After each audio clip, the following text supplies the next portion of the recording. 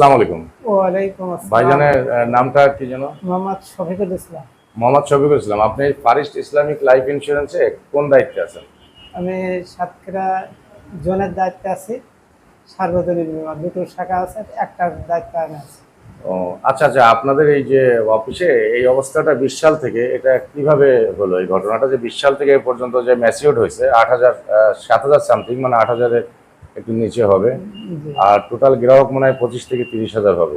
জি তো আপনার এই যে 25-30,000 গ্রাহক এই যে ভোগান্তির মধ্যে আছে, তাদের নিজের জমানো টাকা, তাদের পরিশ্রমের টাকা, কষ্টের টাকা, এগুলো আপনাদের কাছে জমা রাখছিল।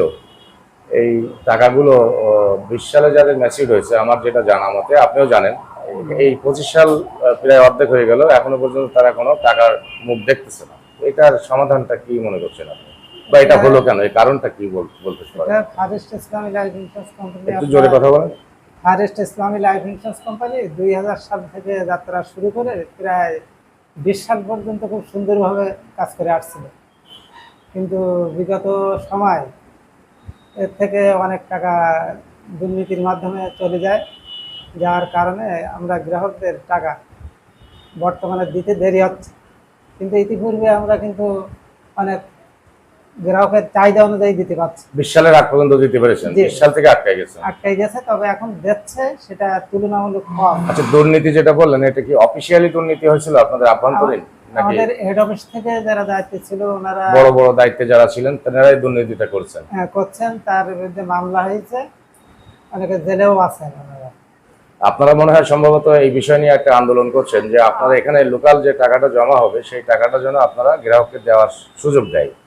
আসলে তো আন্দোলন না, এটা দাবি আমাদের। মাঠের দাবি। গ্রাহকদের কষ্ট দেখে গ্রাহকদের যাতে আমরা একটু তাৎক্ষণিক, আমার এলাকার গ্রাহক তারা টাকা পাক, যার বেশি কষ্ট হচ্ছে সে, এটা দিয়ে তো আর সমাধান হবে না একেবারে।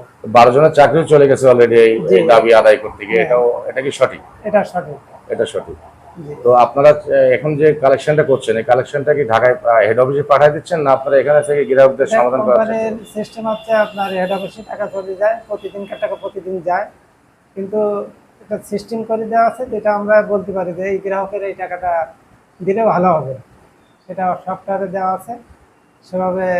কিন্তু ওখানে যে টাকাটা চলে যাচ্ছে সে টাকা তো আপনারা ফেরত পাচ্ছেন না, না। ওইটা ওইভাবে কোম্পানি দিতে পারে। আমাদের টাকা তো মূলত হেড অফিস থেকেই গ্রাহকের অ্যাকাউন্টে দেয়। আমরা টাকা নেব না, ওইটা আমাদের টাকা প্রয়োজন না, কিন্তু আমাদের দাবি হচ্ছে যেন আমরা আমাদের কথা মতো গ্রাহক টাকাটা পাই, যে গ্রাহকের দিতে চাচ্ছি আমরা, সমস্যা যাবে। আপনার আগের দিন যে আমার সাথে আসছিল ভদ্রলোক, ক্যান্সারের রোগী,